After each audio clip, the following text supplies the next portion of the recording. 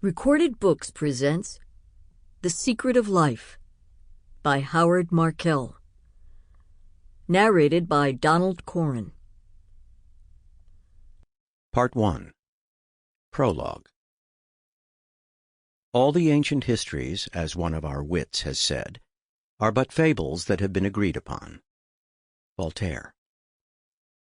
For my part, I consider that it will be found much better by all parties to leave the past to history, especially as I propose to write that history myself. Winston Churchill. Chapter 1. Opening Credits. Every schoolboy knows that DNA is a very long chemical message written in a four-letter language. Of course, now that we know the answer, it all seems so completely obvious that no one nowadays remembers just how puzzling the problem seemed then. In research, the front line is almost always in a fog. Francis Crick.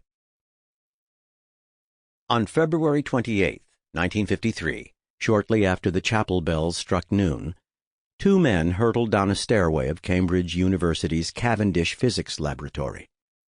Bursting with exhilaration, they had just made the scientific discovery of a lifetime and wanted to tell their colleagues about it.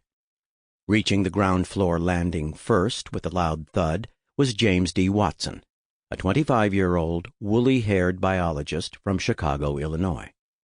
One step behind him, and more careful in his descent down the steps, was Francis H.C. Crick, a 37-year-old British physicist from the hamlet of Weston Favell in Northampton.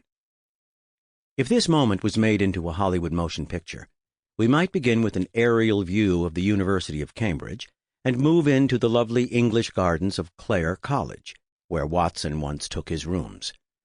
The camera then pans over the banks of the shallow Cam River, focusing briefly on a punter negotiating his narrow, square-bowed boat downstream.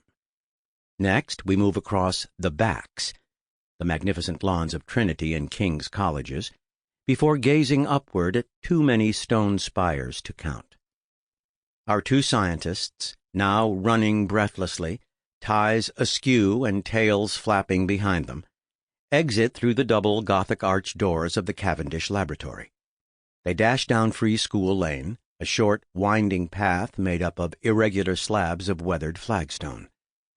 Rushing past a thicket of ancient trees obscuring St. Benet's Parish Church, with its squat Saxon tower dating back to 1033, the two men dart around a wrought-iron fence cluttered with bicycles, the chief mode of transportation for many Cambridge students, fellows, and professors. The duo's destination that breezy but unseasonably sunny afternoon was the Eagle Pub. The Eagle, a mere 101 steps from the Cavendish, first opened its doors on the north side of Bennett Street in 1667. Known then as the Eagle and Child, the public house's major attraction was beer for 3 gallons a penny. It has been a favorite watering hole for Cambridge dons and students ever since. During the Second World War, the Eagle was the unofficial headquarters of the Royal Air Force units stationed nearby.